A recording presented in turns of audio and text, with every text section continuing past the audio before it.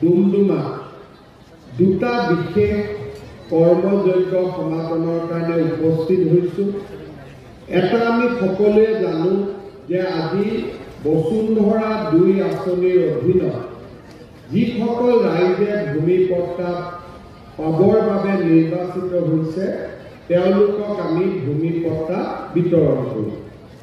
তাৰ লগতে ডুমডুমা সমষ্টিত আমাৰ বিধায়ক ৰূপেশ গোৱালা আৰু সাংসদ প্ৰদান বৰুৱা ডাঙৰীয়াৰ প্ৰচেষ্টাত কেইবাটাও নতুন কাম আৰম্ভ হ'ব। সেই কামসমূহৰো আজি আমি ইয়াতে শুভ উদ্বোধন আৰু আধাৰশিলা স্থাপন কৰিম। অলপ আগতে মই ঔগুৰিৰ উপ স্বাস্থ্য কেন্দ্ৰটো উদ্বোধন কৰিলোঁ আৰু আজি আমি বিদ্যুৎ পৰিষদৰ নতুন কাৰ্যালয় এটাও ডুমডুমা ইয়াৰ পৰাই আমি শুভ উদ্বোধন কৰিছোঁ।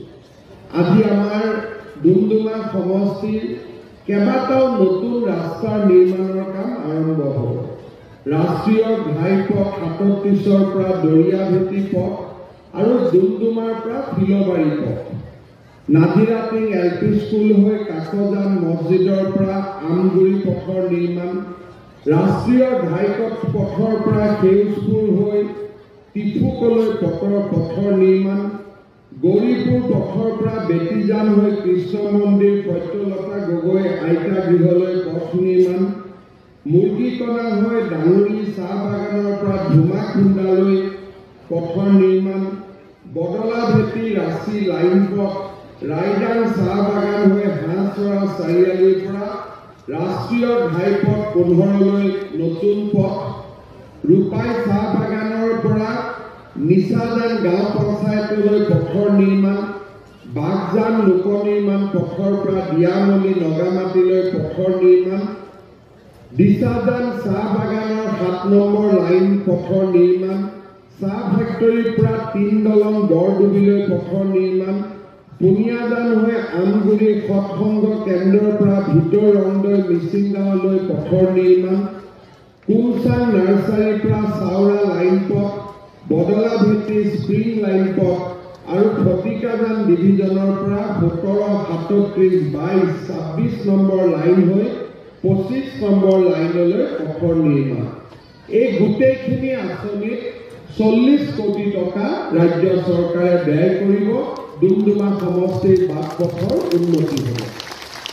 শ্ৰদ্ধাৰ ৰাইজ, আমি অসমৰ প্ৰতিটো চাহ বাগিচাতে একোটাকৈ জগন্নাথ মন্দিৰ নিৰ্মাণ কৰিব খুজিছোঁ, কিন্তু মন্দিৰত পূজা হয়। আমাৰ জগন্নাথ মন্দিৰত পূজাও হ'ব আৰু স্কিল ট্ৰেইনিঙো হ'ব, অৰ্থাৎ কৰ্মৰো সংস্থাপন হ'ব, ধৰ্মৰো সংস্থাপন হ'ব। আৰু আজি আমি 21 কোটি টকা ব্যয় কৰি তাৰা চাহ বাগিচা, বৰডুবি চাহ বাগিচা, চুক্ৰেটিং চাহ বাগিচা, শুকানগুৰি চাহ বাগিচা, বোকপাৰা চাহ বাগিচা, ৰূপাই চাহ বাগিচা, উত্তৰ বাগজান চাহ বাগিচা, কুমচান চাহ বাগিচা, কিলিখা চাহ বাগিচা, মানখোৱা চাহ বাগিচা, ডাংলি চাহ বাগিচা, দৈমুখীয়া চাহ বাগিচা, বিশাকপি চাহ বাগিচা, থুৱেদাম চাহ বাগিচা আৰু টঙনা চাহ বাগিচাত প্ৰত্যেকখন বাগিচাতে আমি এই জগন্নাথ মন্দিৰ আৰু স্কিল কেন্দ্ৰ আমি নিৰ্মাণ কৰিম। তাৰো আজি আমি ইয়াৰ পৰাই আধাৰশিলা স্থাপন কৰিছোঁ। শদিয়াত 12,000 মানুহে আজি মাটিৰ পট্টা পাইছে। ডুমডুমা সমষ্টিত 7,000 পৰিয়ালে আজি মাটিৰ পট্টা পাইছে। ডিগবৈত 4,583 জন, তিনিচুকীয়াত 628 জন, মাৰ্ঘেৰিটাত 4,637 জন আৰু মাকুকত 2,761 জন। এতিয়া কোনে কোনে ইয়াত মাটিৰ পট্টা পাইছে? আমি যদি দেখা পাম যে আমাৰ মাটিৰ পট্টা কাৰ নাছিল? খিলঞ্জীয়া মানুহখিনিৰ হাততে মাটিৰ পট্টা নাছিল। এই 35,000ৰ ভিতৰত কোন আছে? মৰাণ লোক আছে 5,218, মটক আছে 2,701 জন, চাহ জনগোষ্ঠী আছে 2,192 জন। মিচিং আছে 1278 জন, সিংফৌ আছে 1719 জন, আহোম আছে 8335 জন, চুতীয়াও 485 গৰাকী, দেউৰী আছে 1243 গৰাকী, সোণোৱাল আছে 1164 গৰাকী। মৰাণ, মটক, আহোম, চুতীয়া, চাহ জনগোষ্ঠী অসমৰ খিলঞ্জীয়া জাতি হোৱাৰ পিছতো স্বাধীনতাৰ ৭৫ বছৰ হৈ গ'ল তেওঁলোকৰ হাতত মাটিৰ পট্টা নাছিল। এয়াতো তিনিচুকীয়া জিলাৰ কথা। যোৱাকালি মই জোনাইত আছিলোঁ, ঘৰত ৰাখি থৈ দিয়ে কামটো নহ'ব। এইকেইদিনতে ফৰ্মটো ফিল আপ কৰিব, ৩, ৪, ৫ তাৰিখে আমি আপোনালোকৰ পৰা ফৰ্মটো ঘূৰাই ল'ম আৰু তাৰ পিছত ফৰ্মখিনি পৰীক্ষা কৰি কোনোবা এদিন আপোনালোকৰ বেংকত একাউণ্টত ১০,০০০ টকা টিপলিং কৰি সোমাই দিব। ঠিক আছে? যেতিয়া ১০,০০০ টকা পাব তেতিয়া গিৰিয়েকেও ক'ব দে মোক পইচাকেইটা দে। তেতিয়া আপোনালোকে ক'ব নহয় এইকেইটা পইচা নল'বি, এইকেইটাৰ পৰা কণী পাৰিব। কেনেকৈ কণী পাৰিব? এই যিসকলে ১০,০০০ টকা পাই ভাল কাম কৰিব তেওঁলোকক আমি ২৫,০০০ টকা দিম। এই ২৫,০০০ টকাৰ ১২,৫০০ আপোনালোকে বেংকত ঘূৰাই দিব লাগিব। ১২,৫০০ ঘূৰাই দিব নালাগে, সেইটো আমি আপোনালোকক ফ্ৰী কৰি দিম। ১০-২৫ কিমান হ'ল? ৩৫। আৰু ৩৫,০০০ টকা লৈ যদি আপোনালোকে ভাল কাম কৰে আপোনালোক লাখপতি হ'বই, তাত কোনো টেনশ্যন নাই। ইমানখিনি উপাৰ্জন আমি কৰিব পাৰিমেই। গতিকে আমি এই ধৰণৰ নতুন চিন্তা কৰিছোঁ। এতিয়া মই স্কুলত গ'লো, অলপ আগতে টিপুক বাগিছা নাই ৰূপেশ টিপুকত গৈছিলোঁ স্কুলত।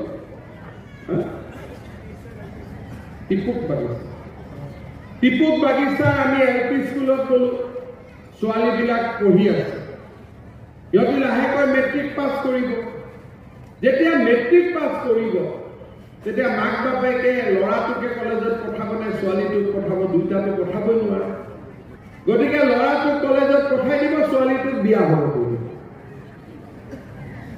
আমি কৈছোঁ নহয়, ল'ৰাটোক দেউতাক মাকে পঢ়াওক, ছোৱালীটোক আমি পঢ়াই। আমি আগতে কি কৰিলোঁ? এডমিশ্যন বিনামূলীয়া কৰি দিলোঁ। এইবাৰ আমি নতুন সিদ্ধান্ত লৈছোঁ যে যিমান ছোৱালীয়ে মেট্ৰিক পাছ কৰি কলেজত এডমিশ্যন ল'ব তেওঁলোকক ১০,০০০ টকা আমি বেংকৰ একাউণ্টত দিম। আকৌ যিবিলাকে হায়াৰ ছেকেণ্ডেৰী পাছ কৰি ডিগ্ৰীত এডমিশ্যন ল'ব তেওঁলোকৰ একাউণ্টত আমি ১২,৫০০ টকা সোমাম। আৰু যিবিলাকে ডিগ্ৰী পাছ কৰি এইবাৰ পোষ্ট গ্ৰেজুৱেটত এডমিশ্যন ল'ব তেওঁলোকৰ বেংক একাউণ্টত আমি ১৫,০০০ টকা সোমাম।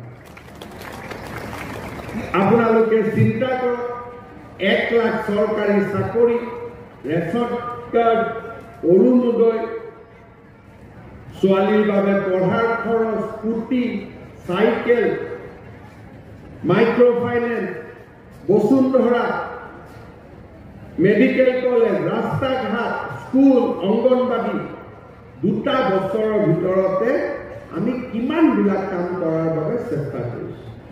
আপোনালোকে আমাক যিমান ভোট দিছিলে সেই প্ৰতিটো ভোটক আমি বিকাশ আৰু উন্নয়নৰ জৰিয়তে আপোনালোকৰ ওচৰত উভতাই দিবৰ বাবে আমি চেষ্টা কৰিছোঁ। আমি আপোনালোকৰ পৰা আশীৰ্বাদ বিচাৰিছিলোঁ, আপোনালোকে আমাক আশীৰ্বাদ দিছিলে আৰু সেই আশীৰ্বাদৰ শক্তিত আমি অসমলৈ বিকাশৰ গংগা নমাই অনাৰ বাবে প্ৰচেষ্টা কৰিছোঁ। আৰু আজি আমাৰ ৰাজ্যখন সুন্দৰভাৱে আগবাঢ়ি গৈছে। বহুত কামো আৰম্ভ হৈছে। দ্বিতীয় অফিচত লাইচেন্স ল'বৰ কাৰণে পইচা। ডুমডুমা বিধানসভা সমষ্টিত ৭,০০০ পৰিয়ালক আমি মিছন বসুন্ধৰা ২ আঁচনিৰ অধীনত ভূমি পট্টা তুলি দিলোঁ। ইয়াৰ লগে লগে কেইবা কোটি টকা ব্যয়েৰে, প্ৰায় ৪০ কোটি টকা ব্যয়েৰে কেইবাটাও গুৰুত্বপূৰ্ণ পথৰো আমি আধাৰশিলা স্থাপন কৰিলোঁ আৰু 21 কোটি টকা ব্যয়েৰে ডুমডুমা চাহ বাগিচাত জগন্নাথ মন্দিৰ আৰু স্কিল চেণ্টাৰসমূহ বনোৱাৰো আঁচনিৰ শুভ উদ্বোধন কৰিলোঁ। উন্নয়নমূলক কাম আৰু ভূমিৰ অধিকাৰ এই দুইটা কৰ্মযজ্ঞৰে মই ভাবোঁ যে ডুমডুমা সমষ্টি বিকাশৰ নতুন দিগন্তলৈ আগুৱাই যাব। দেশত ঘটনাটো সংঘটিত হৈছে। অসম আৰক্ষীয়ে অৰুণাচল প্ৰদেশৰ লগত যোগাযোগ কৰি আছে, কিন্তু ইয়াৰ গোটেই দায়িত্ব বা গোটেই তদন্তৰ দায়িত্বটো অৰুণাচল আৰক্ষীৰ ওপৰতে ন্যস্ত আছে। সুদৰ ওপৰত আলাপ আলোচনা কৰি আছোঁ, যাতে মানুহে সুদত লোৱা টকা পইচা ঘূৰাই নিদিয়াকৈ হয়, তেনেকুৱা আমি অলপমান কাম কৰি আছোঁ। গধূলি কেবিনেট আছে, আলোচনা কৰিম, তাৰপিছত আমি আপোনালোকক জনাম।